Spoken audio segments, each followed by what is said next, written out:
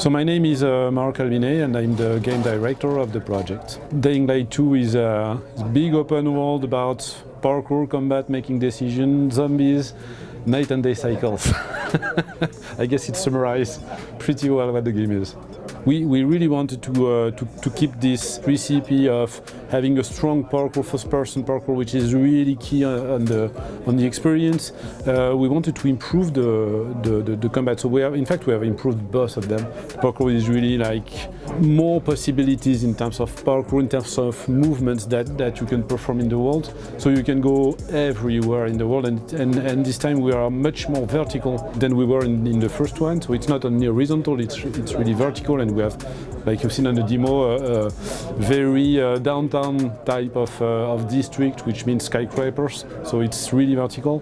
So parkour combat also is really improved a lot with a lot of additional movements to make it more brutal, so more action with the possibility to dodge, parry, those type of possibilities that were not in the first one.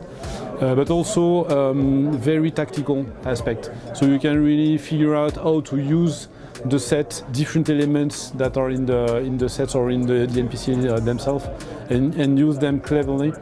That's two big elements. The night and day cycle also is really improved regarding what we had previously. So it's still with tension, but this time we are based on this idea that day is for the humans and night is for the zombies. So zombie stays inside interiors, buildings, underground, parkings, whatever during the day, defining what we call dark zones. So you can go inside those dark zones at any moment. You can go there during the day. All the time you will be able to find very valuable rewards, elements to loot, to take inside those dark zones that are really important for you in the gameplay. But if you're clever enough, you will wait for the night, because during the night, because there's no more sun and no more UV lights, natural UV lights, then zombies, they will come out and they will go inside the streets. So all the dark zones will be, I won't say empty, they will never be empty, but with of course less zombies inside the dark zone. So it's going to be a different gameplay for you. The world is like 4 times bigger than the previous one. So and add this idea of verticality, which is much more possible in Dying Light 2. So it's like you multiply the possibilities in terms of navigation and exploration by at least 4. If you take the surface, if you use the verticality, then it's much more. It's the same with everything. In fact, we're gonna have more of everything. I mean, the parkour moves, it's at least 2 times more moves than what we used to have. It's going to be more weapons with crafting. You can craft your weapon. You can still craft your weapons. We're going to have mods on the weapons. New zombies also. We keep some of them of the previous opus, but of course we develop new types of zombies that you will be able to experiment in the game.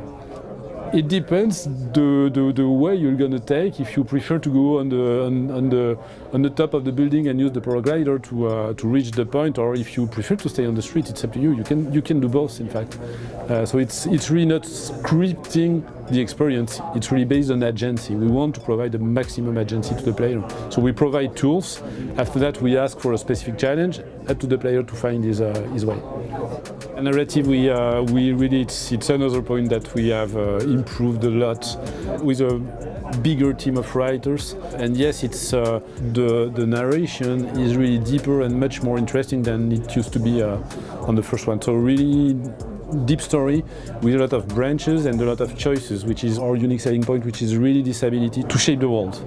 Very often inside quests or missions, main missions, you have a lot of them, and regarding the choices you're gonna do, you're gonna change the way the story will continue, which means that you're gonna change the world. And you've seen in the demo, you reveal an entire district, so you can have new field of place by doing that. So it's extremely rich in terms of consequences, but it's not only on the narrative, it's also on the gameplay. So if you have decided to, to kill this group of guys that are in the street, and if they belong to a certain population, maybe this population will not be okay with you, and maybe you're removing some possibilities, opening new ones to their enemies. So maybe you're gonna have new quests on their enemy side with new possible gameplay. Maybe they're gonna build bridges between buildings for you.